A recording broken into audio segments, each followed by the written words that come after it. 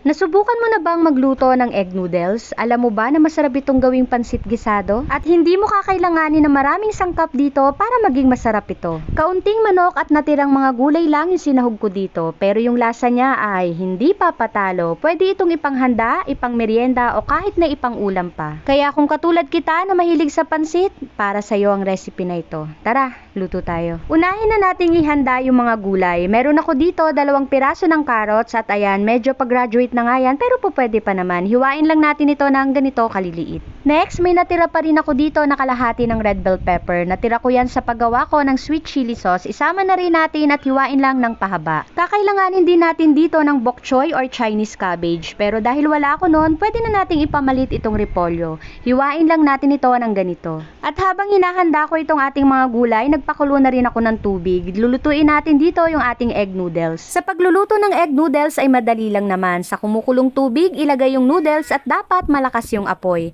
Lutuin natin ito ng mga 5 minuto. Bali itong niluluto ko pala ay 400 grams, almost half kilo. Halu-haluin lang natin ito and after 5 minutes, ahunin na. Hugasan ng malamig na tubig hanggang sa mawala yung init ng noodles para hindi ma-overcook at iset aside. Gusto ko po palang mag-thank you sa lahat ng mga taong patuloy na sumusuporta po sa akin, sa mga nanonood at nag-share ng aking mga videos. Thank you so much po sa inyong lahat. At once na malamig na yung ating egg noodles, iset aside muna. Para naman sa ating meat na panahog, meron ako ditong chicken breast. Kung wala, pwede rin yung pork.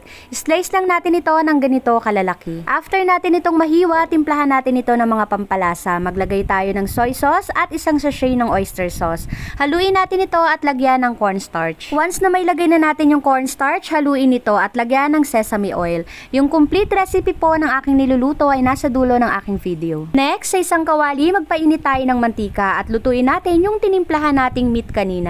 Mga 5 minuto natin itong lutuin. Habang niluluto natin yung meat sa isang mixing bowl, gagawin natin yung pinaka-sauce ng ating pansit gisado. Kakailanganin natin dito ng sabaw ng pinagpakuluan ng manok. Kung wala kahit tubig, pwede naman lagyan nyo na lang ng isang chicken cubes. At timplahan natin ng toyo, paminta, asin, konting seasoning at isang oyster sauce. Lagay din pala ako ng asukal para balance yung lasa. After 5 minutes, ilagay natin yung hiniwang bawang at sibuyas. Gisahin lang natin ito at ilagay yung mga hiniwang gulay kanina. Haluin natin ito at lutuin ng mga 2 minuto at ilagay na rin yung egg noodles at yung ating sauce na ginawa kanina. Sa totoo lang, itong pagluluto ko ng pansit gisado na gamit ang egg noodles ay isa sa madaling paraan ng pagluluto ng pansit at mura lang din ang magagastos mo dito. Haluin lang natin ito ng mabuti hanggang sa ma-well combine na lahat ng mga ingredients. At ganun lang kadali, ready to serve na ang ating napakasarap at napakabango na pansit gisado gamit ang egg noodles. Kaya kung mahilig ka rin sa pansit, try mo rin itong recipe na ito. Sigurado magugustuhan ng lahat. Gusto mo rin ba?